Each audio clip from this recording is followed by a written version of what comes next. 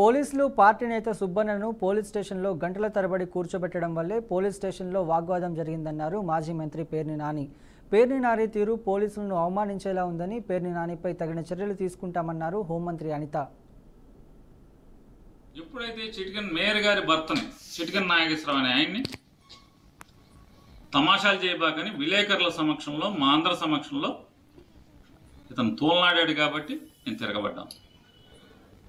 తిరగబట్టం అంటే నేను దాడి చేయాల, కుర్చీలో కూర్చునే ఉన్నా, రెచ్చగొడతాక లేచి నుంచుని నన్ను రెచ్చగొట్టినాడు. అయినా నేను కుర్చీలో కూర్చునే మాట్లాడా.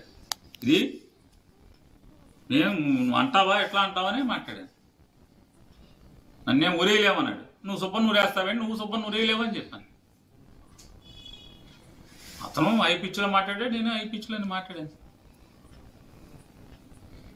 మేము ప్రజా జీవితంలో 25 ఏళ్ళ నుంచి ఉన్నాం. ఎస్పీ గారు చట్టం తెలిసిన వాడిని, విచక్షణ తెలిసిన వాడిని. నేనేం నేరం చేయలే, నాకేం తప్పుడు వ్యాపారాలు లేవు, నేను బ్యాడ్ క్యారెక్టర్ కాదు, నేనేం కూనీలు చేయను, మటలు చేయను, రౌడీజం చేయను. అవమానిస్తే తిరగబడతాను. అవన్నీ విడిచిపెట్టమని అడగలేదు, నేను తీసుకెళ్తానని అడగలేదు. ఇది అసత్యం. పోలీస్ స్టేషన్ కి తప్పు చేసిన వాడికి నోటీస్ ఇవ్వకుండా ఇంట్లో కూర్చోబెట్టుకుంటారా? పోలీస్ స్టేషన్ కి పిలుస్తారు, నోటీస్ ఇస్తారు. నువ్వెవడో చెప్పడానికి నోటీస్ ఇవ్వడం తప్పు, నోటుకొచ్చి మాట్లాడడానికి. పోలీస్ స్టేషన్ లో కూర్చొని ఒక పోలీస్ ముందు, ఒక ప్రభుత్వ అధికారి ముందు గౌరవంగా మాట్లాడలేని వాళ్ళు అసెంబ్లీలో గౌరవంగా మాట్లాడతారు అనుకోవడం కూడా ప్రజల తాలూకా అవివేకం చెప్పుకోవాలి. ఎందుకంటే